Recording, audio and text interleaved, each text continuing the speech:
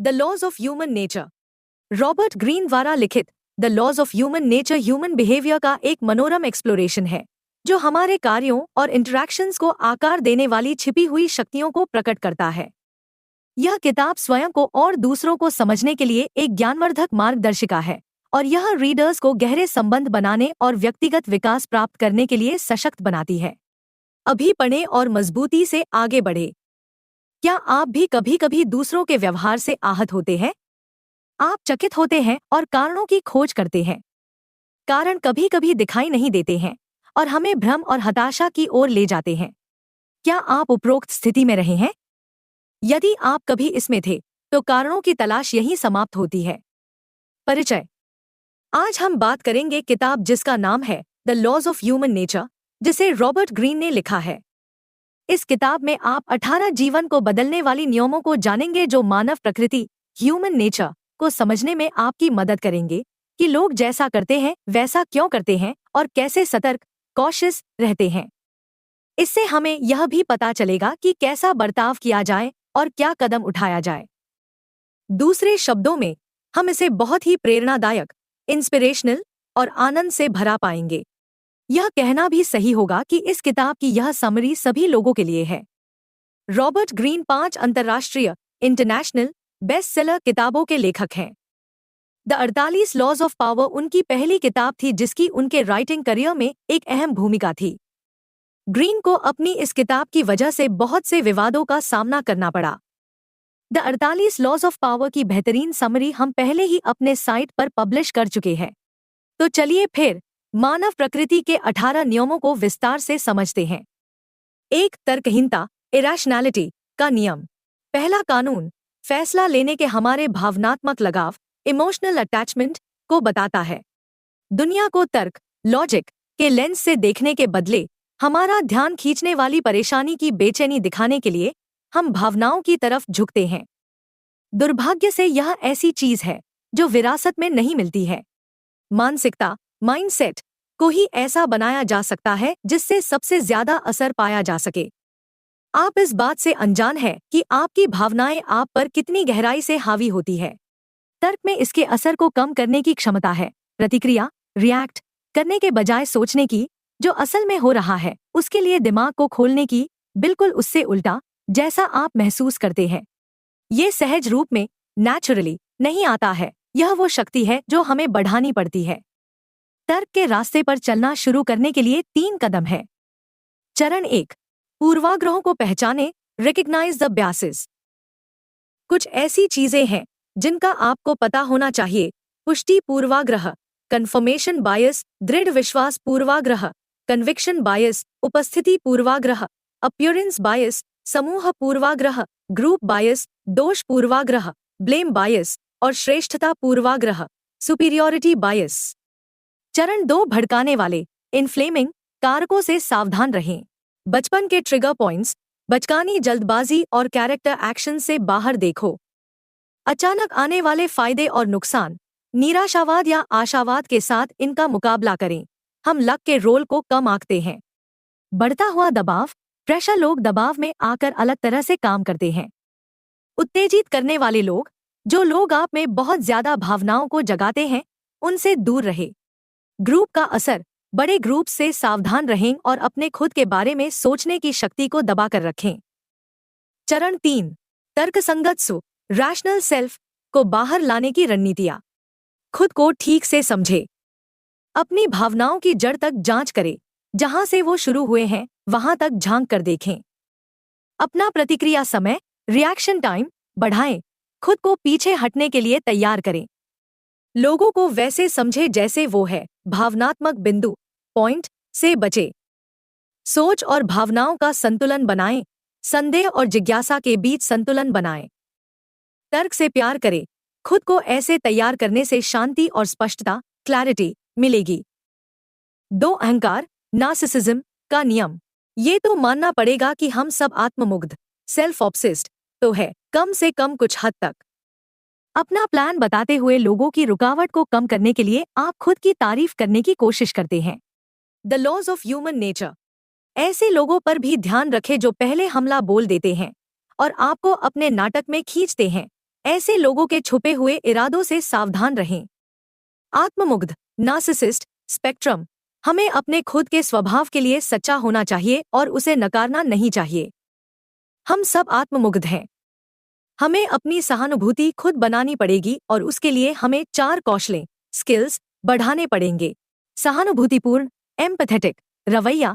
आप शुरुआत कर सकते हैं ये सोचकर कि आप कुछ नहीं जानते हैं। दूसरे लोगों के नजरिए को जानने के लिए उत्सुक रहना सीखें। अंतरंग सहानुभूति विसेरल एम्पैथी मूड्स पर ध्यान दें जो बॉडी लैंग्वेज और आवाज के टोन से चलते हैं। लोगों की तरह मिररिंग पीपल बर्ताव करने से भी सहानुभूति मिल सकती है। विश्लेषणात्मक एनालिटिक सहानुभूति। जिन लोगों को आप समझना चाह रहे हैं उनके शुरुआती दिनों के बारे में जानकारी जमा करें और उनके माँ बाप और भाई बहन से रिश्तों के बारे में जानें। सहानुभूतिपूर्ण कौशल।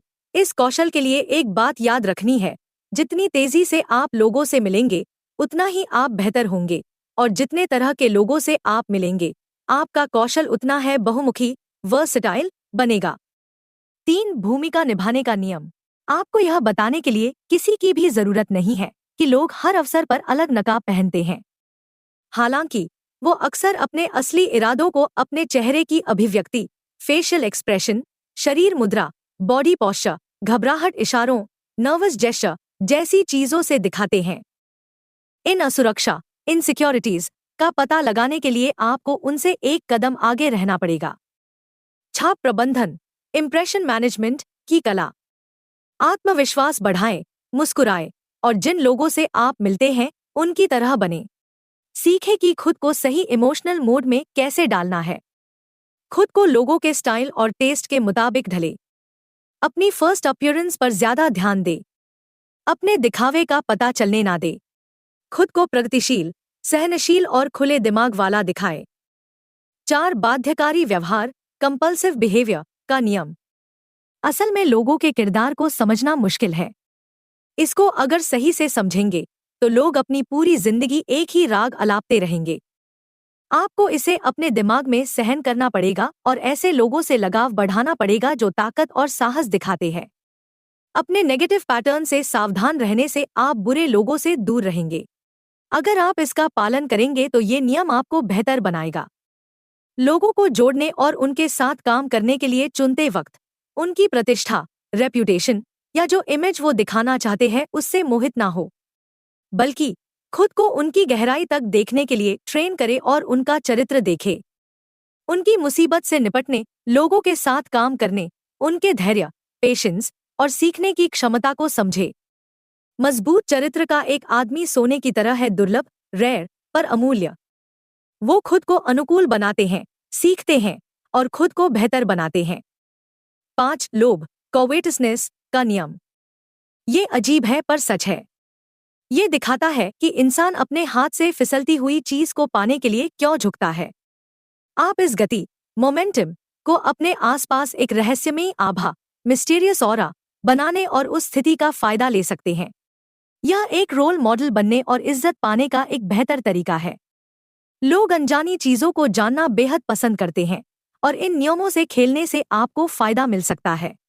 The laws of human nature book. हाजिरी और गैरहाजिरी का हम पर गहरा असर पड़ता है। बहुत ज्यादा हाजिर होना घुटन बनता है और थोड़ी गैरहाजिरी हमारी रुचि को बढ़ाता है। हम हमेशा उसे पाने की कोशिश करते हैं जो हमारे पास नहीं है। अपने आसपास थोड़ा रहस्य बनाएं। रणनीतिक अनुपस्थिति, स्ट्रैटेजिक एब्सेंस का इस्तेमाल करें ताकि लोग आपकी वापसी चाहे और आप जैसा बनना चाहे। लोगों को दिखाएं कि वो जिंदगी में क्या खो रहे हैं और उन्हें क्या करना है, और वो उस चाहत से दीवाने हो जाएंगे। 6 अदूरदर्शिता शॉर्ट साइटेडनेस का नियम। कुछ लोगों के लिए लॉन्ग टर्म बनाए रखना बहुत ज्यादा हो जाता है। वो हाल ही की प्रवृत्तियों, ट्रेंड्स, राय, ओपिनियंस से आकर्षित होते हैं। ये लोग जो अपने नाक के आगे नहीं देख पाते हैं अक्सर अदूरदर्शिता वर्ग कैटेगरी में आते हैं। ऐसे लोगों से दूर रहे और ऐसे लोगों के साथ रहे जिनके लक्ष्य दीर्घकालिक, लॉन्ग टर्म हो। ये आपके स्वभाव में है कि आप सबसे ज्यादा अपने वर्तमान में सुनी और देखी हुई चीजों से प्रभावित होते हैं, लेटेस्ट खबरों, आसपास के लोग के राय और कार्यों से जो सबसे ज्यादा नाटकीय होते हैं।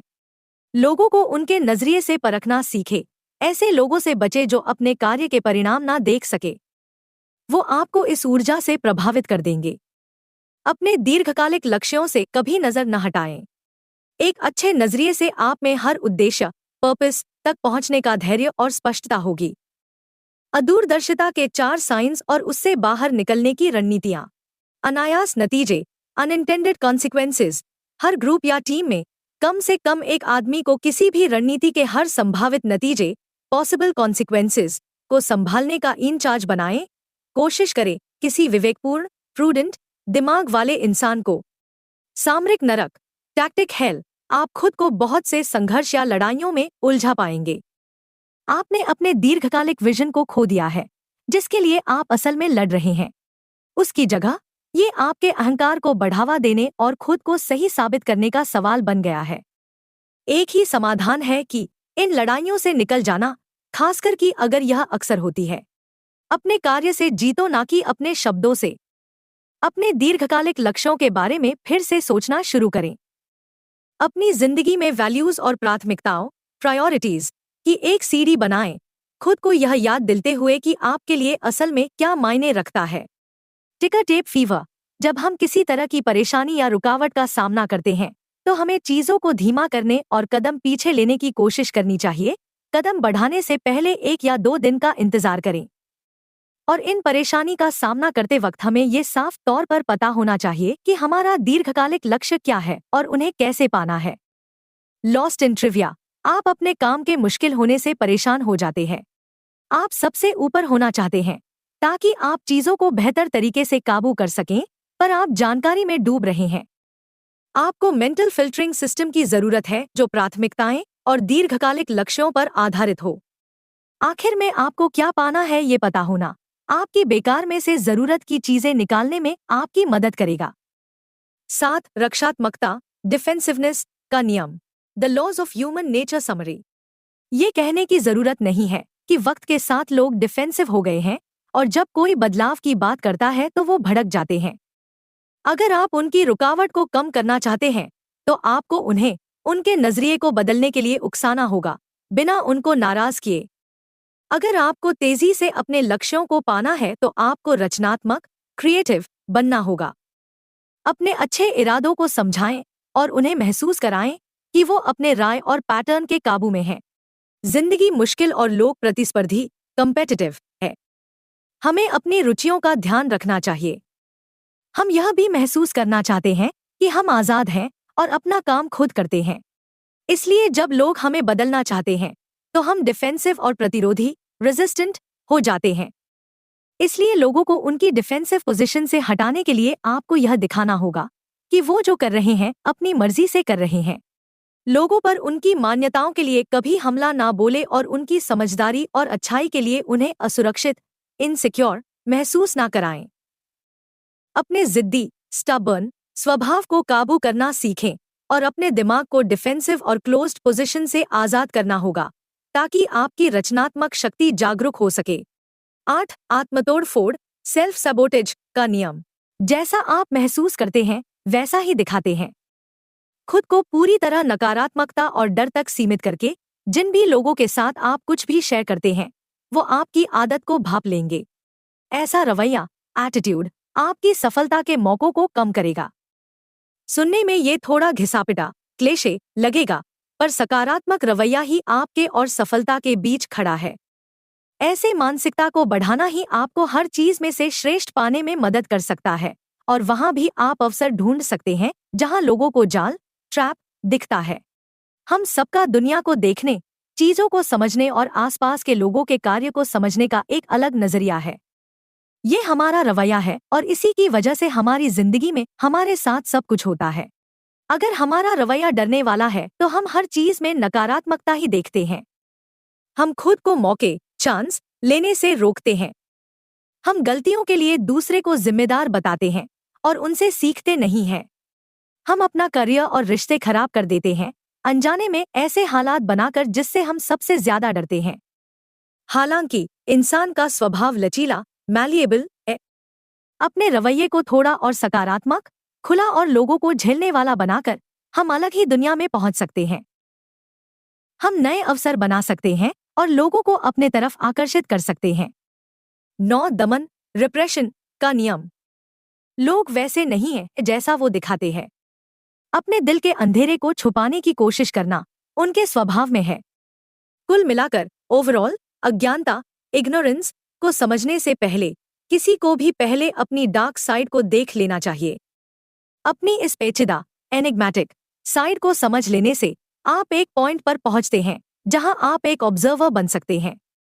इस कार्य का लोगों को आप तक लाने में बहुत बड़ा रोल है। ये डार्क साइड आपके बर्ताव में झलकती है और आपको नुकसान पहुंचाती है।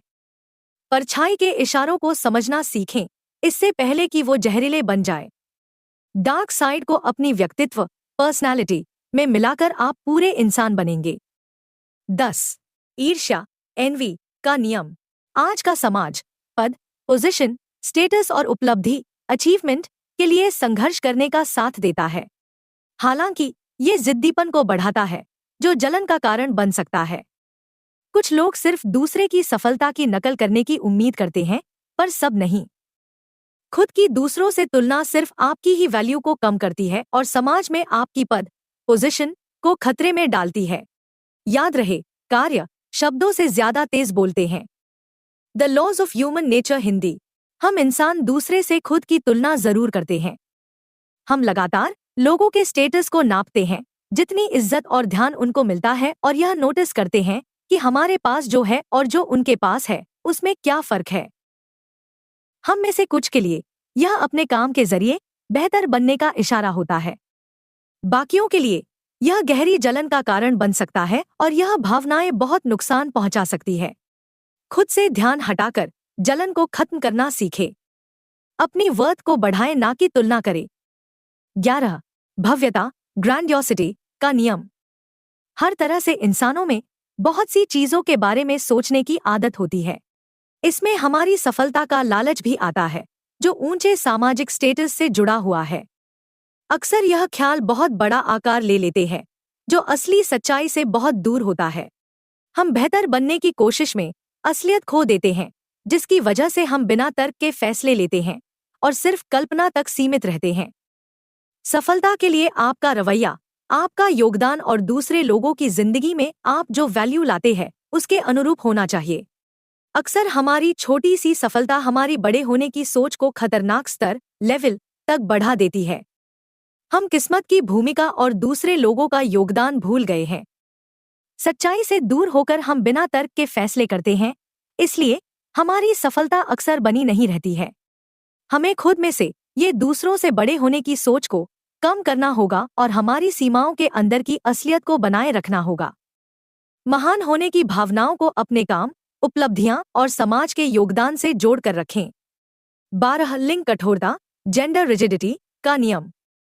सच में औरत और आदमियों को जादुई छड़ी घुमाकर काबू करने जितना आसान नहीं है।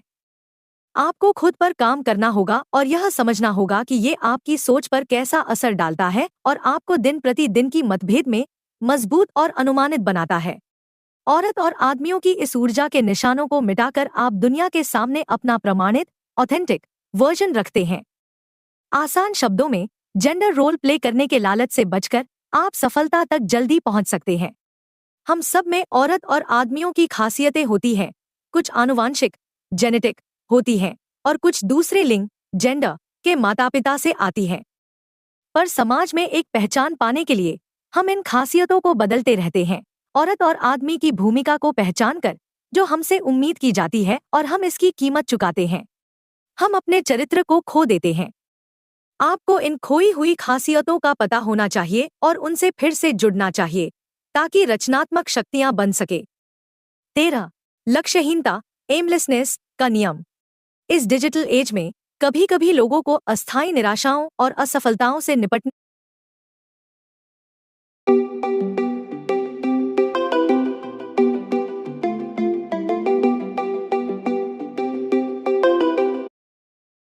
के लिए खुद से आगे बढ़ना पड़ता है। लगातार हार मिलना दिशा भटक जाने का ही कारण नहीं होता है, पर ज्यादातर यही होता है। लघु अवधि शॉर्ट टर्म मानसिकता से हम डर का सामना करते हैं जो दीर्घकालिक में हमें परेशान कर सकता है। इसलिए बिना लक्ष्य का खेल बहुत खतरनाक हो सकता है।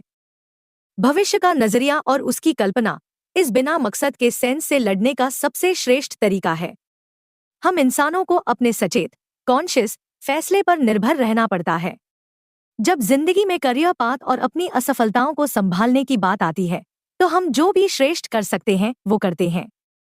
पर हमारे दिमाग में हम दिशा की कमी होने का एहसास महसूस कर सकते हैं। इससे बचने का बेहतरीन तरीका यह है कि सेंस ऑफ पर्पस को बढ़ाना और इस जानकारी को दिशा देने के लिए इस्तेमाल करना। यहाँ तक कि हमारी शंका, डाउट और असफलताओं का भी एक उद्देश्य, पर्पस होता है, हमें मजबूत करना। इस ऊर्जा और दिशा के साथ हमारे कार्य को कमाल की ताकत मिलती है। 14. अनुरूपता, कॉन्फॉर्मिटी का नियम।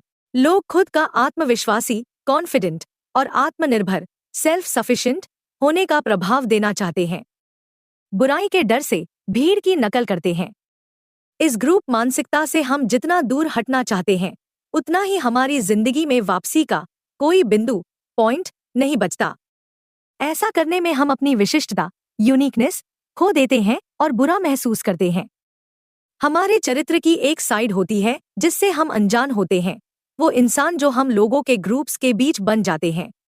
इस ग्रुप सेटिंग में हम अनजाने में लोग जो भी करते हैं या कहते हैं उसकी नकल करने लगते हैं। हम अलग सोचते और अलग भावनाओं को महसूस करते हैं। हम ज्यादा जोखिम लेते हैं क्योंकि सभी ऐसा कर रहे हैं। हमारी सामाजिक शख्सियत, सोशल पर्सनालिटी, हम जो है उसे हावी, डोमिनेट करती है। दूसरों को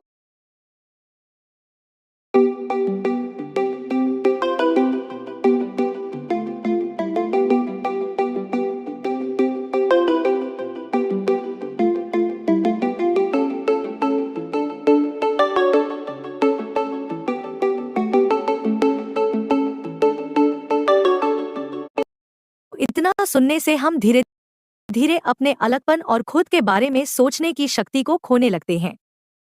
इसका हल है कि आत्मजागरूकता, सेल्फ अवेयरनेस को बढ़ाए। इस समाज के साथ हम बेहतरीन सोशल एक्टर्स बन सकते हैं जो दूसरों के साथ फिट और कॉर्पोरेट कर सकता है, साथ ही अपनी आजादी और तर्क को बनाए रख सकता है। 15. चंचलता, फिकलनेस का नियम। जब आप एक नेता की भूमिका निभाते हैं तो कठोर इलाज के लिए खुद को तैयार रखें। हर एक गलती जो आप करेंगे वो दूसरे किसी के लिए एक मौका होगा आगे बढ़कर आपका ताज छीन लेने का। इसका हाल यह है कि अपने जमीन से जुड़े रहे और इन हमलों का सामना करें। इस प्रक्रिया में आपके अधिकार, अथॉरिटी पर सवाल किए जाएंगे और आपका स्टेटस पूछताछ का विषय बन जाएगा। इस बड़ी ताकत को संभालने वाले को लोगों की मदद करनी चाहिए खुद को एक सही नेता दिखाने के लिए। अनुभवी नेता इस कला का अभ्यास करते हैं क्योंकि वो इसके साइड इफेक्ट्स जानते हैं। हालांकि नेतृत्व का स्टाइल वक्त के साथ बदल गया है। एक चीज वही है, सत्ता में रहने वालों के लिए लोग हमेशा महत्वाकांक्षी, एम्बिशियस रहते हैं। वो नेतृत्व करना चाहते हैं पर आजाद भी महसूस करना चाहते हैं। बिना बलिदान दिए वो सुरक्षित रहना और सफलता का मजा लेना चाहते हैं। जब आप एक ग्रुप के नेता होते हैं तो लोग आपको लगातार उस पल उकसाते हैं जब आप कमजोर महसूस कर रहे होते हैं। यह न सोचे कि उनकी वफादारी पाने के लिए आपको क्या करने की जरूरत है, क्योंकि इसका मतलब है उनके बराबर या उनका दोस्त होना।